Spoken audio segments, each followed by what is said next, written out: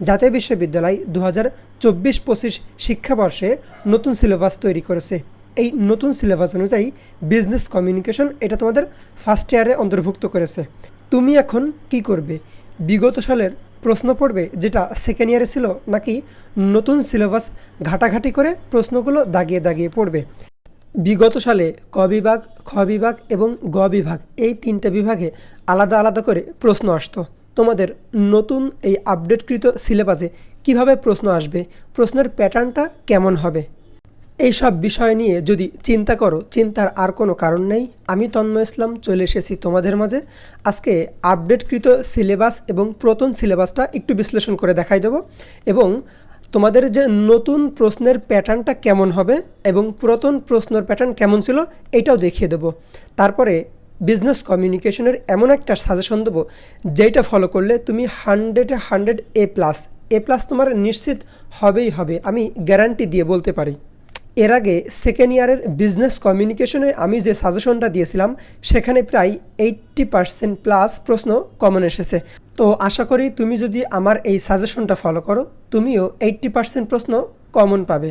যে সাজেশনটা তোমাদেরকে আমি দিচ্ছি এটার PDF তুমি আমার কাছ থেকে ফ্রিতে নিতে পারবে। ভিডিওর শেষে আলোচনা করব কিভাবে তুমি বিজনেস কমিউনিকেশনের এই সাজেশনের এই PDFটা তুমি আমার কাছ থেকে নিবে। আজকের এই ভিডিওটা শুধুমাত্র first year finance and banking ডিপার্টমেন্টের জন্য।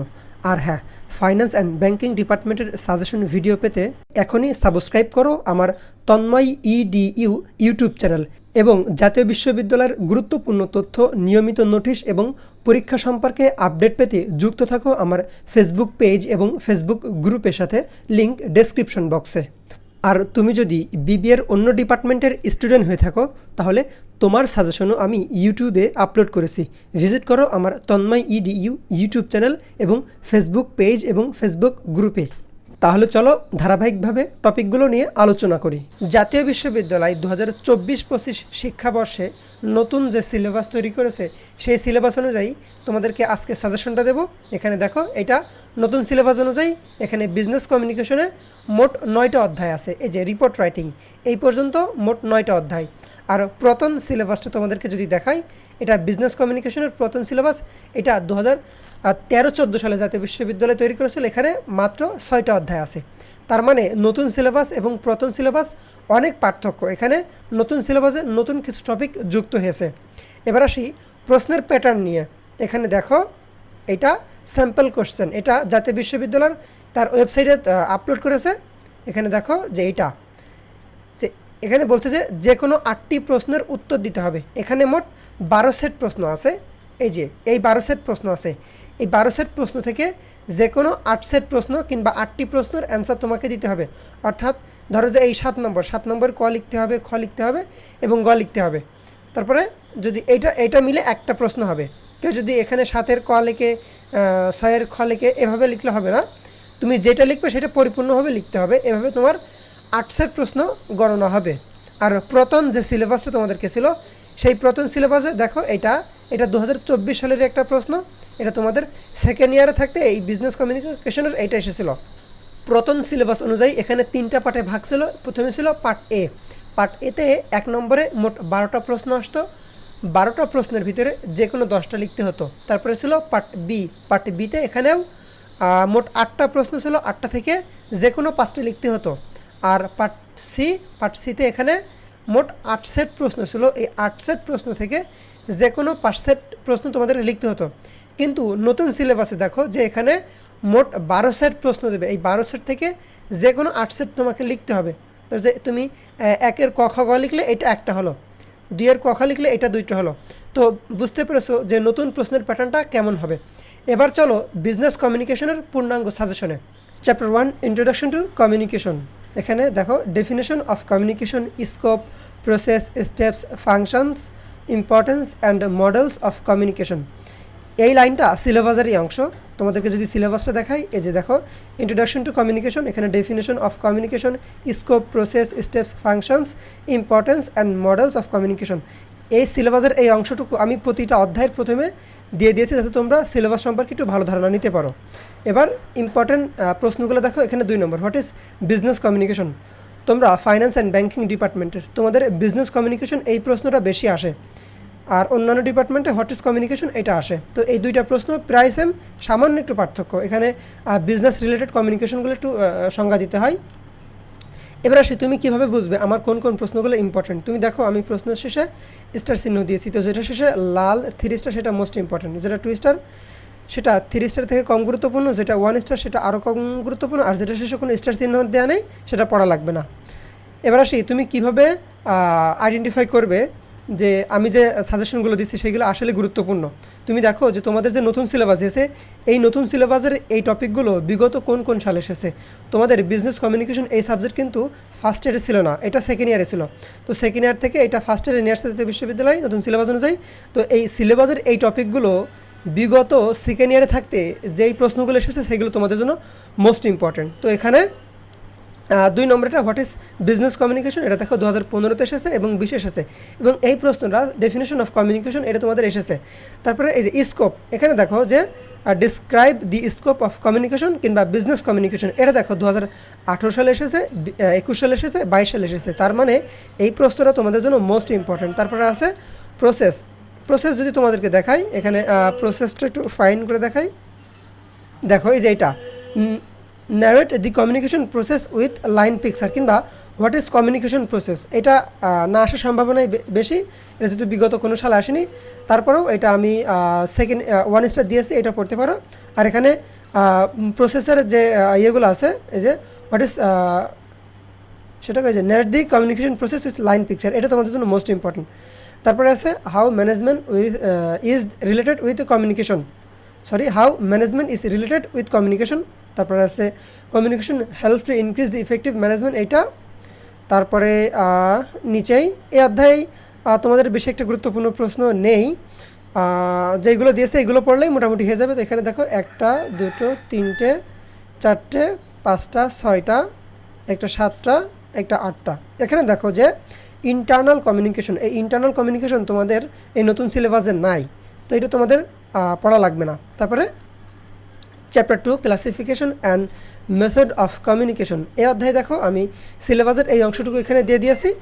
তো সিলেবাসের এখানে দেখো what is the difference between vertical and horizontal communication, এখানে দেখো যে ভার্টিক্যাল আর হরিজন্টাল কমিউনিকেশন এখানে আছে, যে ভার্টিক্যাল আর হরিজন্টাল কমিউনিকেশন।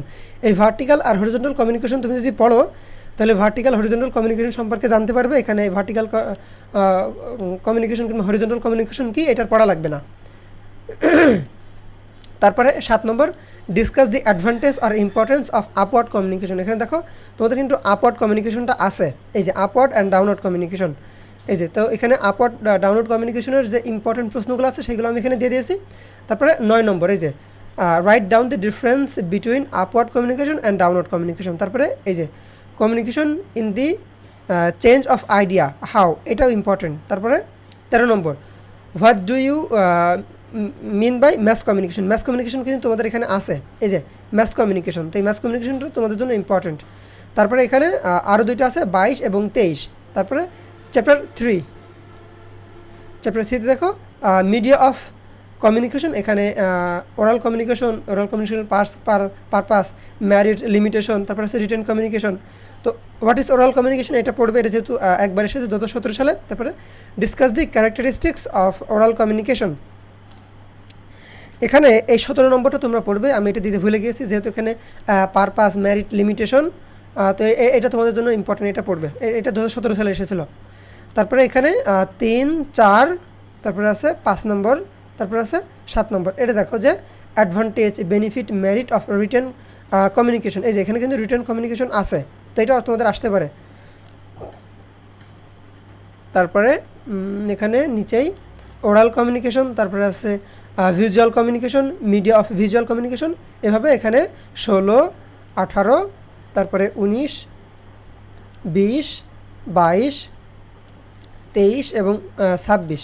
তো এখানে এই 26 এবং এই 23টা বেশি একটা গুরুত্বপূর্ণ না, বাদ বাকি যে 2 স্টার 3 স্টার আছে সেইগুলো পড়বে। এই অধ্যায় থেকে তুমি 6 থেকে 7টা প্রশ্ন কিন্তু কমন পাবে এবার। তারপরে chapter 4 principal of effective communication, এখানে দেখো এখানে মাত্র একটা প্রশ্ন আছে 7 নম্বর, এটা তোমাদের জন্য most important. Effective communication involve the most, এইটা। তারপরে 8 নম্বর এটা 1 স্টার, তারপরে 9 নম্বর এটা, এখানে একটা প্রশ্ন বাদ পড়ে গেছে যে discuss the 7C of communication, এটা পড়বে, এটা তোমাদের সিলেবাস এখানে আছে যে 7C অফ ইফেক্টিভ কমিউনিকেশন। তারপরে চ্যাপ্টার 5 ইফেক্টিভ মিটিং, ইফেক্টিভ মিটিংয়ে দেখো এখানে 4টে কিংবা 5টা প্রশ্ন আছে, এখানে 1 নম্বর এটা, তারপরে 4 নম্বর এটা, তারপরে 7, 8, তারপরে 9। তারপরে chapter 6 technology and business communication, এখানে তোমাদের জন্য 2 নম্বর এটা যে use, advantage, merits, role, effect of electronic communication. এটা কিন্তু এভাবে আসতে পারে যে বেনিফিট অফ ই কমার্স। তো ই কমার্স আর ই কমিউনিকেশন আর ইলেকট্রনিক কমিউনিকেশন সেম, এই ইলেকট্রনিকের নিয়ে ই কমিউনিকেশন। তারপরে 4 নম্বর এটা, তারপরে 5, 6, নিচে আছে 8, 9, 10, এই দুইটা, আর নিচে দেখো যে 15 নম্বর শর্ট নোট। এই শর্ট নোট থেকে তুমি যে কোনো 3টা তো কমন পাবে। এখানে তোমাকে 2 মার্কের প্রশ্ন তোমাদের যে আসবে ইয়েতে কতে, এটা দিতে পারে যে হোয়াট ইজ মোবাইল ব্যাঙ্কিং, কিংবা হোয়াট ইজ সোশ্যাল মিডিয়া, কিংবা হোয়াট ইজ ই কমার্স, কিংবা সিভি, ভিডিও কনফারেন্স। তো এইগুলো কিন্তু এই শর্ট নোটটা বিশেষ করে তোমাদের বিগত সালে অনেক এসেছে, তো এটা পড়বে। তারপরে চ্যাপ্টার 7 কমিউনিকেশন থ্রু লেটার, এখানে দেখো যে হোয়াট ইজ লেটার, এটা মোস্ট ইম্পর্ট্যান্ট। তারপরে আছে what is the characteristics of good resume, এটা দেখো resume, biodata, short note, CV, এটা কিন্তু একই কথা। তো এটা যদিও 2024 সালে এসেছে, তারপরে এটা তোমরা পড়বে। তারপরে এখানে তোমাদের জন্য ইম্পর্ট্যান্ট এই 9 নম্বর এটা, হ্যাঁ এটা তোমাদের কিন্তু বারবার একটা অ্যাপ্লিকেশন লেটার আসে। তো এই অ্যাপ্লিকেশন লেটারটা মোস্ট ইম্পর্ট্যান্ট, এটা এটা এটা ভালো করে পড়বে। তারপরে নিচে আছে 16 নম্বর, 15 এবং 16, এই দুইটা। তারপরে নিচে আছে chapter 8 communication through memorandum and reports, এখানে 2 নম্বর এটা এসেনশিয়াল কোয়ালিটিস কিংবা characteristics, features, frequencies of good report, এটা। তারপরে আছে 5 নম্বর এটা, তারপরে আছে 7 নম্বর ইউজ, অ্যাডভান্টেজ, পারপাস, অবজেক্ট, এগুলো সব এক কথা, এটা। তারপরে এখানে 13 নম্বর এটা, 13 নম্বরটা মোস্ট ইম্পর্টেন্ট। এখানে 15 নম্বর এই শর্ট নোটটা ওখান থেকে এখানে ভুল করে চলে এসেছে, এটা শর্ট নোটটা যেহেতু আমি উপরে দিয়েছি, এটার এখানে আসবে না। এখানে এই 14 নম্বর এটা তোমাদের জন্য ইম্পর্টেন্ট। তারপরে চ্যাপ্টার 9 রিপোর্ট রাইটিং, এখানে দেখো এখানে 3 নম্বর আছে, তারপরে 6 নম্বর আছে, তারপরে 7 নম্বর আছে, তারপরে 10 নম্বর, তারপরে আছে 12 নম্বর। তো এটাই ছিল মূলত বিজনেস কমিউনিকেশনের তোমাদের একটা পূর্ণাঙ্গ শর্ট সাজেশন। এইবার আসি বিজনেস কমিউনিকেশনের এই সাজেশনের এই পিডিএফটা তুমি আমার কাছ থেকে ফ্রিতে কিভাবে নিবে। তুমি যদি আমার এই ভিডিওটা ইউটিউবে দেখো, তাহলে ভিডিওর ডেসক্রিপশন বক্সে আমি এই সাজেশনের পিডিএফ লিঙ্কটা দিয়ে দিয়েছি। আর তুমি যদি ফেসবুকে দেখো, তাহলে উপরের ক্যাপশনে দেখো আমি এই লিঙ্কটা দিয়ে দিয়েছি, কিংবা প্রথম কমেন্টেও এটা দিয়ে দিব। আর তুমি যদি ডেসক্রিপশন বক্স না চিনে থাকো, তাহলে আমি এটা দেখিয়ে দিচ্ছি। তুমি যে ভিডিও দেখছো, এই ভিডিওর নিচে ধরো যে তুমি এটা ভিডিও দেখছো, এই ভিডিওর নিচেই স্ক্রল করে আসবে, এখানে দেখো যে মোর লেখা আছে, এই যে MORE, মোর, এই মোরে ক্লিক করবে। মোরে ক্লিক করা মাত্রই এরকম একটা ড্যাশবোর্ড ওপেন হয়ে যাবে।